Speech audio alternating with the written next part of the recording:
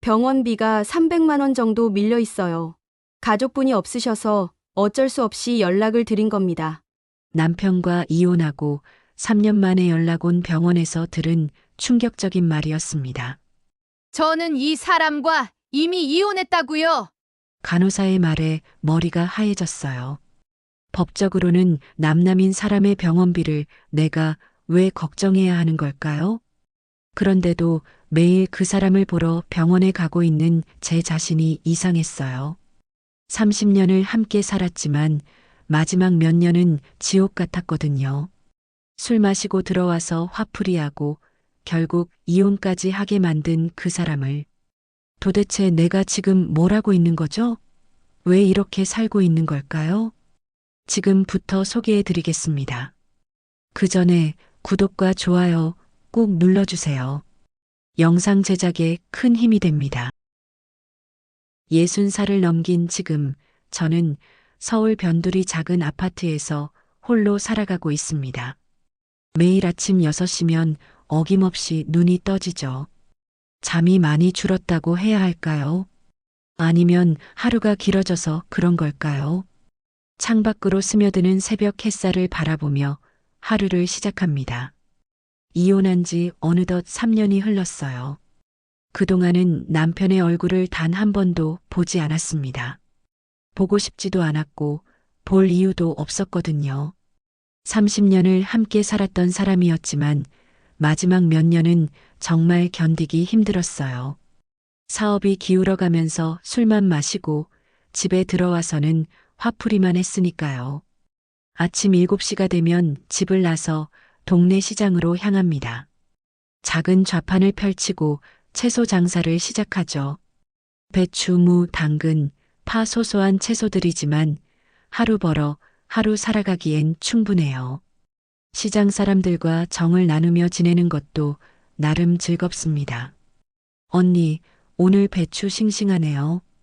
그럼요, 새벽에 직접 가서 고른 거예요. 이런 소소한 대화들이 하루에 활력을 불어넣어 줍니다. 혼자 사는 게 외롭긴 하지만 이렇게 사람들과 이야기하다 보면 시간이 금세 지나가거든요.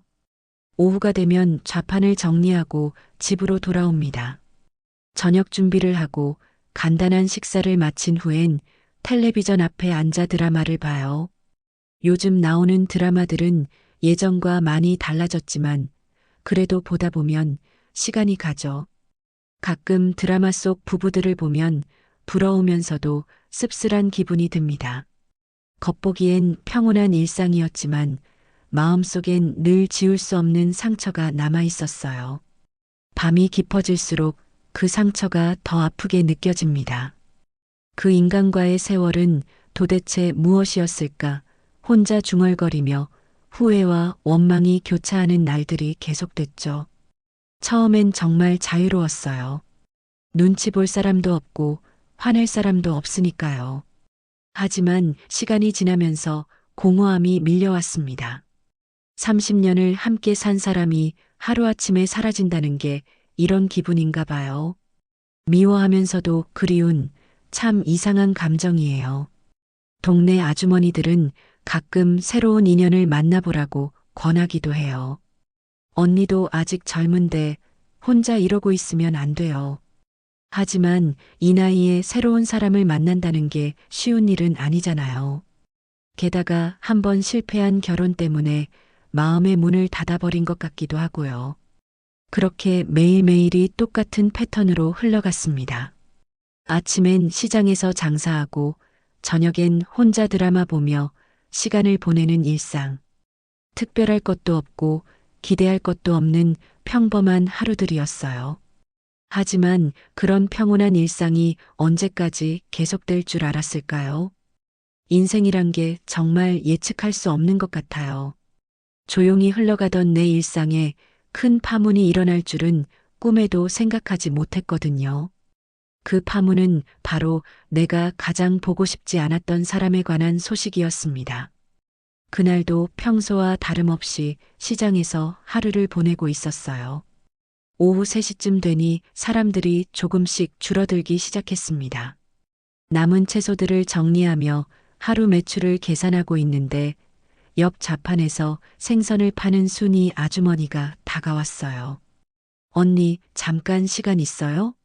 순이 아주머니는 나와 비슷한 나이로 시장에서 10년 넘게 알고 지낸 사이입니다. 평소엔 밝고 활발한 성격인데 그날은 왠지 표정이 어두워 보였어요. 왜요? 무슨 일 있어요? 사실 언니한테 말해야 할지 고민했는데 그래도 알려드리는 게 맞을 것 같아서요. 순이 아주머니는 주변을 둘러보더니 목소리를 낮춰 말했습니다. 언니, 그이 소식 들었어요? 남편분 요양병원에 계신데요. 순간 내 심장이 멎는 듯 했어요. 손에 들고 있던 당근이 바닥에 떨어졌지만 줍지도 못했습니다. 귀가 멍해지면서 순이 아주머니의 목소리가 멀리서 들리는 것 같았어요. 언니, 괜찮아요? 그게 무슨 말이에요? 떨리는 목소리로 겨우 물어보니 순이 아주머니가 안타까운 표정으로 이야기를 계속했습니다. 알고 보니 전 남편은 몇 해 전 사업이 완전히 망하고 나서 건강도 급격히 무너졌다고 해요. 술을 더 많이 마시게 되고 스트레스로 몸이 상한 거죠. 그러다 작년에 치매 초기 판정을 받았다는 거였어요. 지금은 중동에 있는 요양병원에서 지내고 계신다더라고요. 혼자서. 순이 아주머니의 말을 들으면서 머릿속이 하얘졌어요. 분명히 나와는 아무 상관없는 사람이라고 생각했는데 이상하게도 가슴이 답답해지기 시작했습니다. 누가 그런 얘기를 했어요? 언니 기억하죠? 예전에 같은 동네 살던 영숙이 언니 있잖아요. 그 언니가 우연히 병원에서 봤다고 하더라고요. 영숙이 언니는 예전에 우리 부부와 가깝게 지내던 분이었어요. 이혼 후에는 자연스럽게 연락이 끊어졌지만 가끔 소식은 들려오곤 했죠. 좌판을 정리하면서도 머릿속은 온통 그 얘기로 가득했어요. 사업이 망했다는 것, 치매에 걸렸다는 것, 혼자 요양병원에 있다는 것, 모든 게 믿기지 않았습니다. 집으로 돌아오는 길, 발걸음이 무거웠어요. 평소 같으면 시장 사람들과 농담도 주고받으며 즐겁게 걸어갔을 텐데 그날은 아무 말도 나오지 않았습니다. 그 사람 이제 어떻게 산다고. 혼잣말이 저절로 나왔어요. 분명 나와 상관없는 사람이라고 다짐했는데 왜 이렇게 마음이 복잡한 걸까요? 미워했던 사람이지만 30년을 함께 산 세월이 그냥 사라지는 건 아니니까요. 집에 도착해서도 마음이 편하지 않았어요. 저녁을 차려놓고도 젓가락이 입으로 가지 않았습니다. 텔레비전을 켜도 내용이 머릿속에 들어오지 않았고요. 밤이 되자 더 심해졌어요. 침대에 누워서도 잠이 오지 않았습니다. 천장을 바라보며 온갖 생각이 머릿속을 맴돌았어요. 치매에 걸렸다면 예전 기억들을 다 잊어버렸을까요? 아니면 아직 나를 기억하고 있을까요? 다음 날부터는 더 이상했어요. 시장에 나가서도 자꾸 딴 생각에 빠져들었습니다. 손님이 말을 걸어도 대답이 늦었고 거스름돈을 잘못 계산하기도 했어요. 이상하게도 발걸음이 자꾸 요양병원 쪽으로 향했습니다. 시장 일을 마치고 집으로 가는 길에 무의식 중에 버스 정류장에서 중동 방면 버스를 기다리고 있는 제 자신을 발견했어요. 깜짝 놀라서 서둘러 집으로 향하는 버스로 갈아탔지만 마음 한구석엔 계속 그 생각이 남아 있었습니다. 내가 왜 이러는 거지? 분명히 끝난 인연인데. 하지만 마음이 마음대로 되지 않았어요. 밤마다 그 사람 생각에 잠 못 이루는 날들이 계속되었습니다. 며칠이 지나도 마음이 편하지 않았어요. 시장에서 일할 때도 자꾸 딴 생각에 빠져들었고 밤에는 잠을 제대로 이루지 못했습니다. 순이 아주머니가 전해준 그 소식이 계속 머릿속을 맴돌았거든요. 사흘째 되는 날 결국 참을 수 없었어요. 시장 일을 평소보다 일찍 마치고 중동 방면으로 가는 버스에 몸을 맡겼습니다.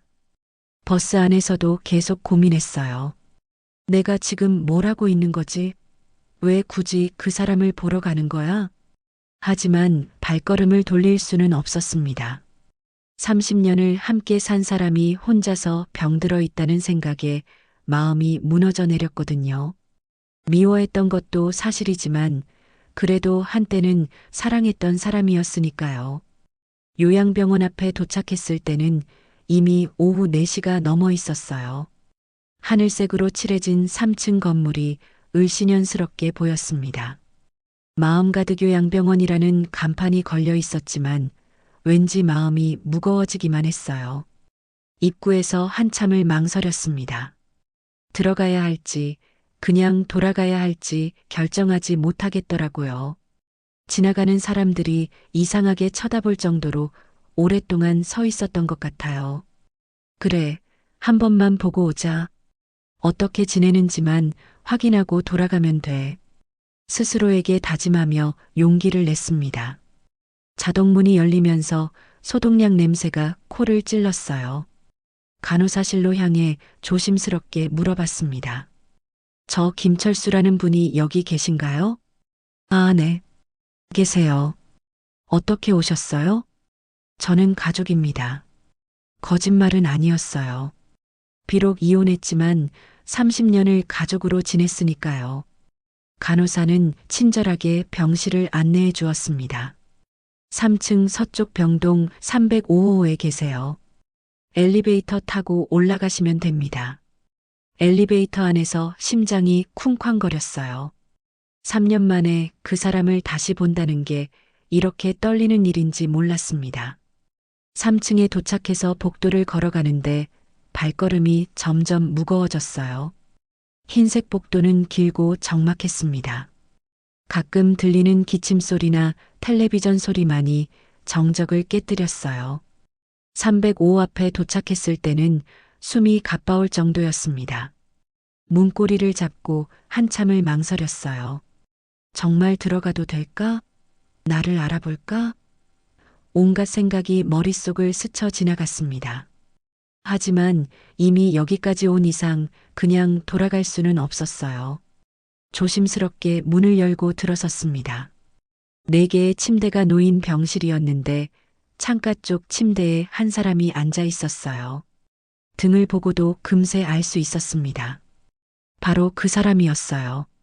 머리는 예전보다 많이 희끗희끗해졌고 어깨는 더 좁아 보였습니다. 예전에 당당했던 모습은 온데간데 없이 사라지고 초라한 노인의 모습만 남아 있었어요. 조심스럽게 말을 꺼내려는 순간 그가 고개를 돌렸습니다. 눈빛은 예전처럼 날카롭지 않고 멍하기만 했어요. 하지만 나를 보자마자 표정이 환해지더니 벌떡 일어나면서 손을 뻗어왔습니다. 여보, 이제 왔어? 그 순간 나는 완전히 얼어붙었어요. 가슴이 쿵 내려앉는 기분이었습니다. 치매에 걸렸다는 얘기는 들었지만 설마 나를 아직도 아내라고 생각할 줄은 몰랐거든요. 여보, 어디 갔다 왔어? 보고 싶었어? 떨리는 목소리로 말하는 그의 모습에 가슴 한편이 저릿해졌습니다. 그가 기억하는 아내는 바로 나였어요. 이혼했다는 사실도 우리가 헤어진 이유도 모두 잊어버린 채로 말이에요. 순간 복잡한 감정들이 한꺼번에 몰려왔습니다. 분노와 연민, 그리고 알 수 없는 슬픔이 가슴속에서 뒤엉켰어요. 이 사람은 지금 과거에 행복했던 때만 기억하고 있는 것 같았습니다. 당신이 나를 기억해요? 당연하지. 내 아내인데 어떻게 잊어. 그의 대답에 눈물이 핑 돌았어요. 분명히 미워했던 사람인데 이렇게 순수한 눈으로 나를 바라보니 마음이 무너져 내렸습니다. 그날 이후 이상하게도 발걸음이 자꾸 병원으로 향했어요. 처음에는 일주일에 한 번 정도만 가려고 했는데 어느새 이틀에 한 번, 그 다음엔 매일 가게 되었습니다. 나 자신도 왜 그러는지 모르겠더라고요. 시장 일을 마치고 나면 자연스럽게 중동행 버스를 타고 있는 제 모습을 발견했어요. 마치 습관처럼 굳어진 것 같았습니다. 버스 안에서도 계속 고민했어요. 내가 왜 이러고 있는 거지? 이미 끝난 인연인데. 병원 간호사들도 이제는 나를 알아봅니다. 처음엔 어색해했지만 자주 오다 보니 자연스럽게 인사를 나누게 되었어요. 오늘도 오셨어요? 네, 어떻게 지내는지 궁금해서요. 어느 날 담당 간호사인 박 간호사가 나를 조용히 불렀습니다. 잠깐 말씀드릴 게 있어요. 간호사실 한 구석으로 데려가더니 속삭이듯 말했어요. 환자분이 하루 종일 아내 찾으세요. 다른 때는 멍하게 있다가도 아내 얘기만 나오면 금세 또렷해지시거든요. 그런데 부인께서 오실 때마다 정말 안정이 되세요. 그 말을 듣고 가슴이 복잡해졌어요. 나는 더 이상 그 사람의 아내가 아닌데 그는 아직도 나만 기다리고 있다는 거잖아요. 가족분이 다른 분은 안 계세요? 자식분들은요? 아무도 안 와요. 연락처도 부인 것밖에는 없어서 간호사의 말에 마음이 더 무거워졌습니다. 결혼 생활 내내 자식이 없었던 게 그때는 원망스러웠는데 지금 생각해보니 더 안타까워요. 혼자서 늙고 병들어가는 모습이 너무 처참했거든요. 나는 애써 무심한 척했지만 속으로는 점점 더 흔들리고 있었어요. 병실에 들어갈 때마다 그는 환한 얼굴로 나를 맞아주었습니다. 여보, 또 왔구나. 보고 싶었어? 오늘은 기분이 어때요? 당신이 오니까 좋지. 이런 대화를 나누면서도 마음 한편으로는 계속 갈등이 일어났어요. 3년 전 이혼을 요구하던 그의 차가운 눈빛이 자꾸 떠올랐거든요. 돈도 못 벌어오면서 집에서 뭐 하는 거야? 나가서 일이라도 해. 당신이 사업 망친 건 내 탓이야? 왜 나한테 화풀이 하는 거야? 돈 없으면 나가라고 했잖아. 왜 아직도 여기 있는 거야? 그때의 악다구니가 생생하게 기억났습니다. 술에 취해서 소리 지르고 물건 던지고 나를 무시하던 그 모습 말이에요. 돈 없으면 나가라던 사람 이제 와서 날 붙잡다니. 혼잣말로 중얼거리면서도 발걸음은 계속 병실로 향했어요. 머리로는 이해가 되지 않았지만 마음은 이미 결정된 것 같았습니다. 그런데 병실에서 만나는 그는 예전에 오만한 남편이 아니었어요. 침대맡에 앉아서 울먹이며 내 손을 꼭 잡는 그의 모습은 완전히 다른 사람 같았습니다. 여보, 손이 참 따뜻해. 예전처럼 따뜻해. 아프진 않아요? 당신이 있으면 안 아파. 이런 말을 들을 때마다 가슴이 먹먹해졌어요. 치매라는 병이 그의 성격까지 바꿔놓은 건지 아니면 원래 이런 마음이 있었는데 그동안 내가 보지 못한 건지 모르겠더라고요. 어느 날은 내가 병실에 들어서자마자 눈물을 흘리더라고요. 왜 울어요? 어디 아픈 데라도 있어요? 아니야. 그냥 당신이 너무 고생스러워 보여서. 내 때문에 고생했지? 그 순간 정말 놀랐어요. 치매에 걸렸다면서 어떻게 이런 말을 할 수 있을까요? 예전에는 내가 아무리 힘들어해도 모른 척했던 사람인데 말이에요. 하지만 동시에 화가 나기도 했습니다. 지금 와서 그런 말 해봤자 뭐해. 진작에 그랬으면 우리가 이렇게 됐을까? 매일 이런 복잡한 감정들과 싸우면서 병원을 다녔어요. 미워하고 싶은데 미워지지 않고 용서하고 싶은데 쉽게 용서도 되지 않았습니다. 시장 사람들은 내가 요즘 이상하다고 걱정했어요. 언니, 요즘 왜 그래요? 무슨 일 있어요? 아니에요. 그냥 좀 피곤해서요. 거짓말이었지만 달리 설명할 방법이 없었어요. 이혼한 남편을 매일 보러 다닌다고 말할 수는 없잖아요. 그렇게 한 달이 지나갔습니다. 그리고 더 큰 시련이 기다리고 있다는 것을 그때는 몰랐어요. 한 달 반이 지난 어느 날 평소처럼 병원을 찾았는데 분위기가 이상했어요. 간호사들이 수군거리더니 담당 간호사인 박 간호사가 나를 조용히 불렀습니다. 잠깐 상담실로 오세요. 말씀드릴 게 있어서요. 무슨 일인지 궁금하면서도 불안한 마음으로 따라갔어요. 상담실에 앉자마자 박 간호사가 어려운 표정으로 말했습니다. 병원비 얘기를 꺼내기가 좀 그런데요. 지금까지 밀린 게 꽤 됩니다. 병원비요? 네.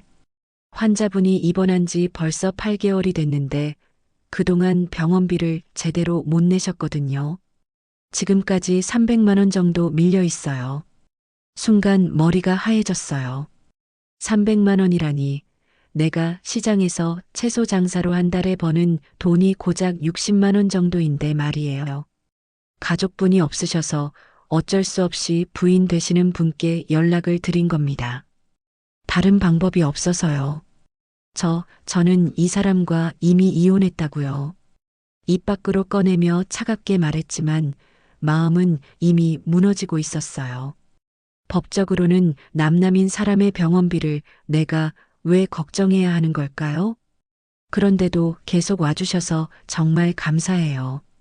환자분한테는 부인분이 유일한 가족이나 마찬가지거든요. 간호사의 말에 더욱 착잡해졌습니다. 유일한 가족이라니 30년을 함께 살면서 자식도 없이 결국 서로밖에 남지 않은 게 현실이었어요. 어떻게 해야 할까요? 계속 이렇게 두면 안 되잖아요. 일단은 사회복지사와 상담을 받아보시는 게 좋을 것 같아요. 기초생활수급자 신청이라든지 의료급여 같은 제도를 알아보셔야 해요. 복잡한 서류 절차들을 설명받으면서도 머릿속은 온통 엉망이었어요. 내가 왜 이런 일까지 해야 하는 거지? 하지만 그냥 외면할 수도 없었습니다. 상담을 마치고 병실로 향했는데 발걸음이 평소보다 무거웠어요. 병실 문을 열고 들어서니 철수가 창밖을 바라보며 앉아 있었습니다. 왜 이렇게 늦었어? 어디 갔다 온 거야? 그냥 좀 볼 일이 있었어요. 당신은 맨날 바쁘기만 해. 나보다 바깥 일이 더 중요한 거야? 갑자기 투덜거리는 목소리가 예전에 그 사람 같았어요. 순간 가슴이 덜컥했습니다. 무슨 소리예요? 그런 뜻으로 한 말이 아니에요. 그럼 뭐야? 나는 여기서 하루 종일 기다리고 있는데 당신은 어디서 뭐하고 다니는 거야? 목소리가 점점 커지면서 다른 환자들이 쳐다보기 시작했어요. 이런 모습이 바로 예전에 내가 견디지 못했던 그 모습이었습니다. 아니, 잠깐만요. 왜 갑자기 화를 내는 거예요? 내가 언제 화냈어? 당신이 날 무시하니까 그런 거잖아. 순간 과거의 기억들이 밀물처럼 밀려왔어요. 사업이 망하고 나서 매일 술 마시고 들어와서는 나한테 화풀이 하던 모습, 아무것도 모르는 내 탓으로 돌리며 소리 지르던 그 목소리. 당신 때문에 내가 이렇게 됐어. 내가 날 이렇게 만든 거잖아. 철수가 갑자기 소리치며 침대에서 일어났어요. 치매에 걸렸다고 해서 성격까지 순해진 게 아니었나 봅니다. 예전에 그 폭력적인 모습이 그대로 남아 있었어요. 제발 조용히 해요. 다른 분들 다 보잖아요. 뭐가 조용히 하라고. 내가 지금 죽어가고 있는데. 간호사가 달려와서 철수를 진정시키려고 했지만 쉽게 가라앉지 않았어요. 나는 그 모습을 보면서 눈물이 치밀어 올랐습니다. 결국 참을 수 없어서 병실을 나왔어요. 복도에서 한참을 울었습니다. 왜 내가 이런 고생까지 해야 하는 걸까요? 이미 끝난 인연인데 왜 자꾸 발목을 잡는 거죠? 부인, 괜찮으세요? 박 간호사가 다가와서 걱정스럽게 물어봤어요. 환자분이 가끔 이래요. 치매 증상 중 하나거든요. 예전 성격이 더 극단적으로 나타나는 경우가 있어요. 저는 더 이상 그 사람의 부인이 아니에요. 왜 저한테 이런 일이 생기는 거죠? 그래도 이렇게 와주시는 분은 부인뿐이에요. 환자분도 마음 깊은 곳에서는 고마워하실 거예요. 간호사의 위로도 별로 도움이 되지 않았어요. 그날은 그냥 집으로 돌아왔습니다. 집에 와서도 마음이 편하지 않았어요. 병원비 문제, 철수의 폭언, 그리고 내 자신에 대한 의문들이 머릿속에서 뒤엉켰습니다. 내가 정말 바보인 것 같아. 왜 이렇게 살고 있는 거지? 하지만 다음 날이 되니 또 병원을 향하고 있는 제 자신을 발견했어요. 미워하면서도 저절로 가게 되는 이 마음을 도대체 뭐라고 설명해야 할까요? 그날 이후로도 계속 병원을 다녔어요. 철수의 폭언이 있었던 날부터는 더욱 조심스럽게 대했습니다. 언제 또 화를 낼지 모르니까요. 하지만 신기하게도 다음날 가보니 아무 일도 없었다는 듯이 환하게 웃으며 맞아주더라고요. 여보, 어제는 왜 안 왔어? 어제 왔었는데요? 그랬나? 기억이 안 나네. 치매라는 게 참 무서운 병이구나 싶었어요. 어제 그렇게 소리치고 화냈던 일을 전혀 기억하지 못하고 있었거든요. 오히려 나만 그 일로 상처받고 있는 상황이었습니다. 병원비 문제는 사회복지사의 도움으로 조금씩 해결해 나가고 있었어요. 의료급여 신청을 하고 기초생활수급자 되는 절차를 밟고 있었습니다. 복잡한 서류들을 준비하느라 며칠을 고생했지만 그래도 해결될 수 있다는 희망이 생겼어요. 정말 감사해요. 이런 일까지 해주시고 박 간호사가 고마워할 때마다 착잡한 기분이었어요. 법적으로는 남남인 사람을 위해서 이런 일을 하는 제 자신이 이상하게 느껴졌거든요. 어느 날 평소처럼 병실에 들어갔는데 철수가 서랍을 뒤지고 있었어요. 뭘 찾고 있어요? 내 물건이 어디 갔지? 분명히 여기 있었는데. 무슨 물건이요? 편지, 중요한 편지가 있었는데 못 찾겠어. 철수는 불안한 표정으로 계속 서랍을 뒤졌어요. 나도 함께 찾아보았습니다. 서랍 깊숙한 곳에서 낡은 봉투 하나가 나왔어요. 이거예요? 아, 그거야. 고마워. 철수는 봉투를 받아들고 안도의 표정을 지었습니다. 그런데 이상하게도 그 편지를 열어보지는 않고 그냥 가슴팔에 꼭 안고 있더라고요. 중요한 편지인가 봐요? 응, 아주 중요해. 내가 쓴 건데. 누구한테 쓴 거예요? 아내한테. 내 아내한테 쓴 편지야. 그 순간 가슴이 쿵 내려앉았어요. 나한테 쓴 편지라는 얘기잖아요. 언제 쓴 건지 무슨 내용인지 궁금했지만 선뜻 물어보기는 어려웠습니다. 철수는 편지를 품에 안은 채로 잠이 들었어요. 나는 그 모습을 보면서 여러 가지 생각에 빠져들었습니다. 도대체 무슨 내용의 편지일까요? 며칠 뒤 철수가 깊이 잠든 사이에 그 편지가 침대 옆 탁자 위에 놓여 있는 걸 발견했어요. 봉투가 살짝 열려 있어서 편지지가 보였습니다. 봐도 되는 건가? 한참을 망설였지만 결국 호기심을 이길 수 없었어요. 조심스럽게 편지를 꺼내서 읽어보았습니다. 편지는 떨리는 글씨로 쓰여 있었어요. 철수의 글씨였지만 예전처럼 힘 있는 글씨가 아니라 힘없고 떨리는 글씨였습니다. 사랑하는 아내에게 나는 이 편지를 언제 당신이 읽을지 모르겠습니다. 내가 병이 더 깊어지면 아내에게 마지막 사죄를 하고 싶어서 이렇게 글을 씁니다. 나는 끝까지 가족을 지켜내지 못한 비겁한 남편이었습니다. 사업이 망하고 나서 술만 마시고 당신한테 화풀이만 했죠. 당신이 얼마나 힘들었을지 지금에야 알 것 같아요. 당신은 30년 동안 내 곁에서 묵묵히 견뎌주었는데 나는 그 고마움도 모르고 살았습니다. 이혼하자고 했을 때도 당신을 원망했었어요. 하지만 지금 생각해보니 당신이 떠난 게 당연한 일이었습니다. 내가 기억을 잃어버리기 전에 꼭 하고 싶은 말이 있어요. 미안하다는 말과 사랑한다는 말입니다. 비록 늦었지만 당신은 내 인생에서 가장 소중한 사람이었어요. 혼자서 힘들게 살아가고 있을 당신을 생각하면 가슴이 아픕니다. 내가 제대로 된 남편이었다면 이런 일은 없었을 텐데. 당신이 이 편지를 읽는다면 부디 나를 용서해 주세요. 그리고 남은 인생은 행복하게 살아가세요. 언제나 당신을 사랑하는 남편 철수가. 편지를 다 읽고 나니 눈물이 주룩주룩 흘러내렸어요. 이런 마음을 품고 있었다니 전혀 몰랐습니다. 그는 여전히 나를 아내라고 불렀고 나를 향한 미안함을 마음 깊이 묻고 있었던 거예요. 편지 날짜를 보니 치매 진단을 받기 직전에 쓴 것 같았어요. 아직 정신이 또렷할 때 자신의 잘못을 반성하며 써놓은 것인 듯 했습니다. 그 순간 깨달았어요.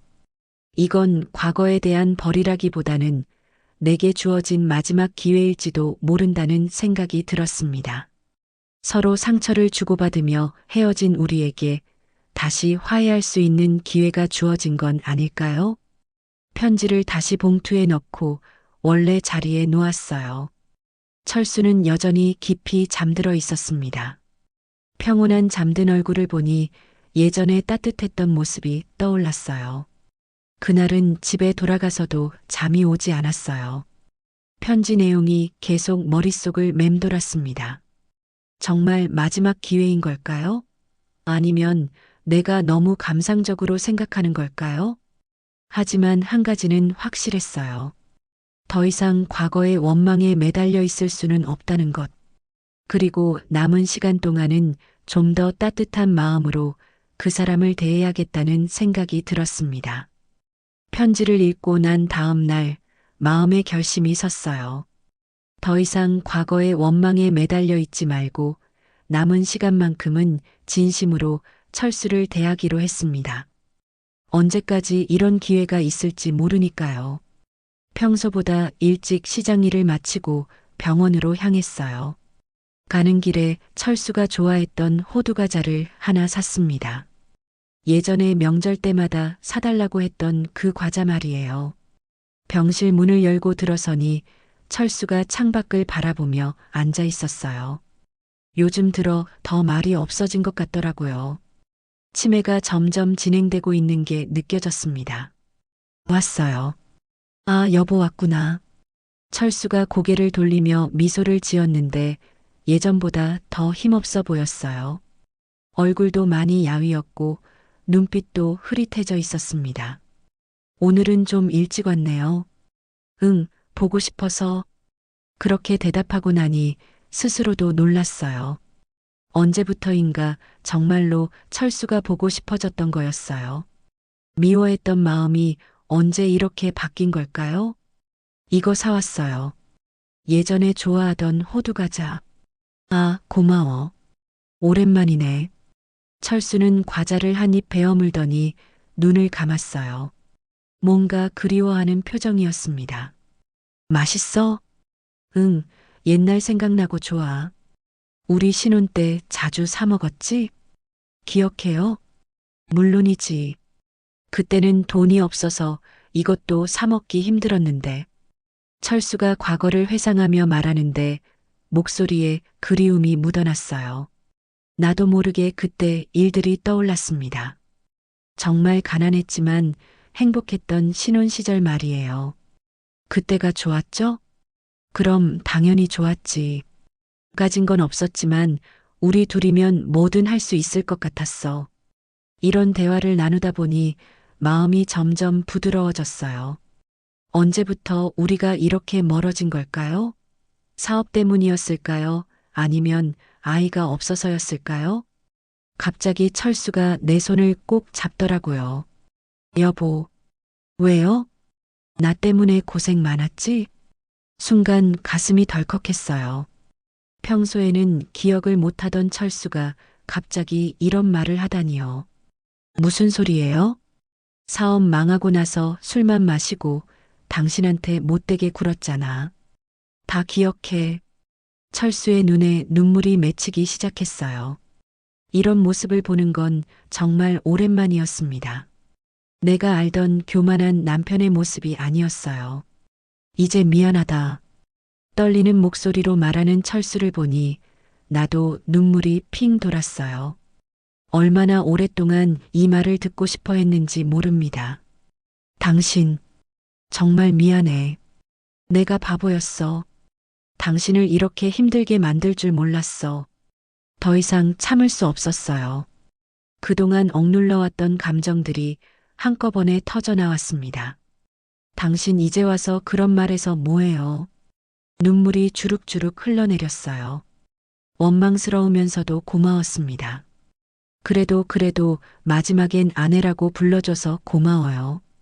당연하잖아. 당신은 내 아내인데. 우리 이혼했다는 거 알고 있어요? 알고 있어. 하지만 내 마음속에서는 여전히 아내야. 철수의 말에 더 많은 눈물이 쏟아졌어요. 이런 마음이었다면 왜 진작에 말하지 않았을까요? 그랬다면 우리가 이렇게까지 되지는 않았을 텐데요. 정말 미안했어요, 나도. 당신이 왜 미안해? 잘못한 건 나야. 아니에요. 저도 당신 마음을 몰라줬어요. 힘들 때 옆에서 위로해주지 못했어요. 우리는 그렇게 서로 손을 잡고 한참을 울었어요. 30년 동안 쌓인 모든 감정들이 그 순간 터져나오는 것 같았습니다. 과거의 상처와 원망이 완전히 사라진 건 아니었어요. 그래도 그 순간만큼은 서로가 진심으로 마주하고 있었습니다. 이혼한 부부가 아니라 서로를 사랑했던 한 남자와 한 여자로 말이에요. 여보, 손 놓지 마. 안 놓을게요. 고마워. 정말 고마워. 철수는 내 손을 꼭 잡고 있으면서 눈을 감았어요. 얼굴에는 평온한 미소가 떠올랐습니다. 오랜만에 보는 편안한 표정이었어요. 그날은 평소보다 늦게까지 병실에 있었어요. 철수와 함께 옛날 이야기를 나누면서 시간 가는 줄 몰랐습니다. 마치 신혼 때로 돌아간 것 같은 기분이었어요. 내일도 와줄 거지? 당연히요. 매일 올게요. 약속이야? 네, 약속해요. 집으로 돌아가는 길 마음이 한결 가벼워졌어요. 오랫동안 가슴을 짓누르고 있던 무거운 돌덩이가 사라진 기분이었습니다. 드디어 우리가 진짜 마지막 인사를 나눈 것 같았어요. 하지만 그때는 몰랐어요. 그 진심 어린 대화가 정말로 마지막이 될 줄은. 그 따뜻한 대화를 나눈 지 일주일 후 병원에서 급히 연락이 왔어요. 철수의 상태가 갑자기 나빠졌다는 거였습니다. 평소처럼 시장에서 일하고 있는데 전화를 받고 깜짝 놀랐어요. 지금 당장 오실 수 있으세요? 환자분이 많이 위험해요. 가슴이 쿵 내려앉았어요. 어제까지만 해도 괜찮아 보였는데 갑자기 무슨 일이 생긴 걸까요? 좌판을 급히 정리하고 택시를 타고 병원으로 달려갔습니다. 병실에 도착했을 때 철수는 산소호흡기를 착용한 채 침대에 누워 있었어요. 얼굴이 많이 야위어 있고 숨소리도 가빠 보였습니다. 의사 선생님, 어떻게 된 거예요? 폐렴이 온 것 같아요. 나이가 많으시고 면역력이 떨어져서 갑자기 악화된 것 같습니다. 의사의 설명을 들으면서도 믿기지 않았어요. 어제만 해도 함께 과자를 먹으며 이야기했던 사람인데 이렇게 갑자기 위험해질 수 있는 건가요? 의식은 있어요? 간간히 깨어나시긴 하는데 대부분 잠들어 계세요. 나는 철수 곁에 앉아서 그의 손을 잡았어요. 손이 차갑고 힘이 없었습니다. 이런 모습을 보는 게 너무 힘들었어요. 철수야, 나야. 들려? 철수가 천천히 눈을 떴어요.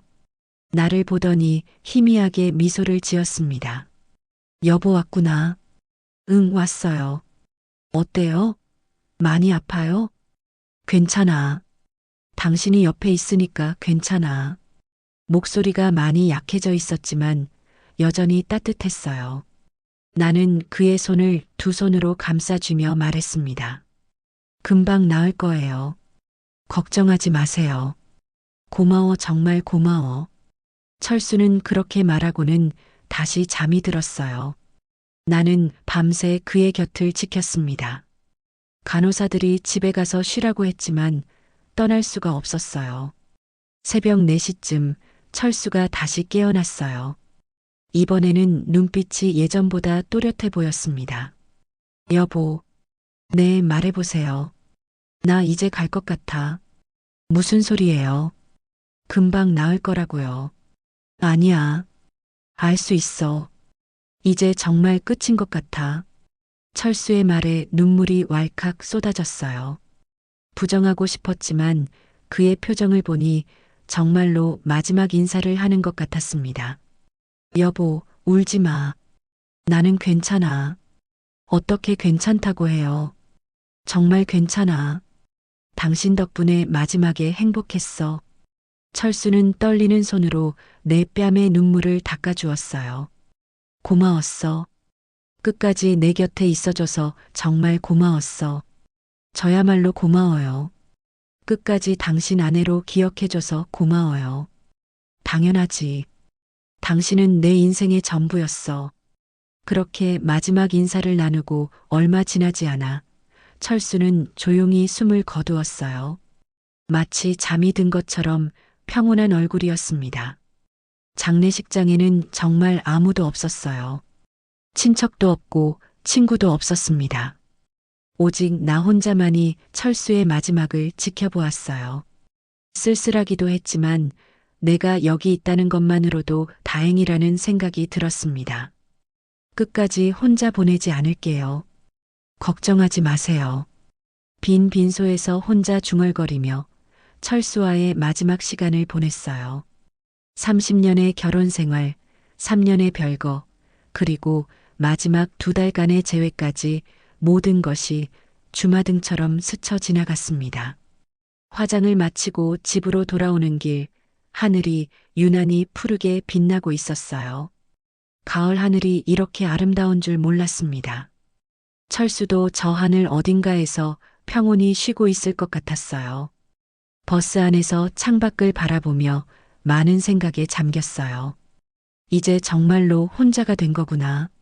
하지만 전에 느꼈던 그런 외로움과는 달랐어요.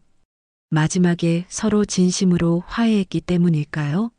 마음이 한결 가벼워진 기분이었습니다. 집에 도착해서 조용한 방 안에 앉아 있으니 새로운 다짐이 생겼어요. 다시는 원망으로 내 삶을 갉아먹지 말자. 남은 날들은 내 몫으로 따뜻하게 살아가야지.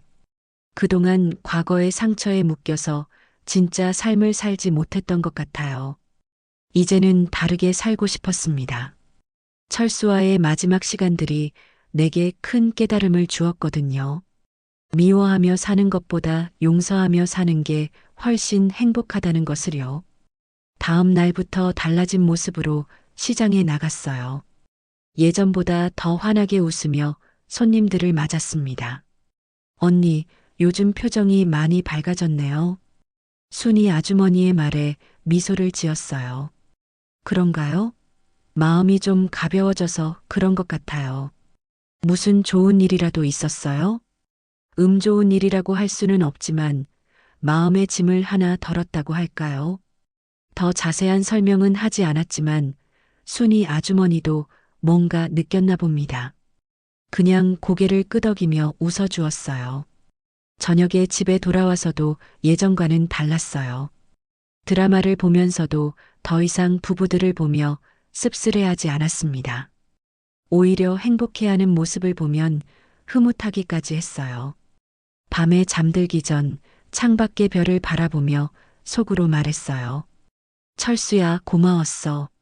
마지막에 화해할 수 있게 해줘서 정말 고마웠어. 이제 편히 쉬어. 그렇게 나는 상처와 함께 새로운 책임을 받아들이며 변화된 삶의 첫 발을 내디뎠습니다.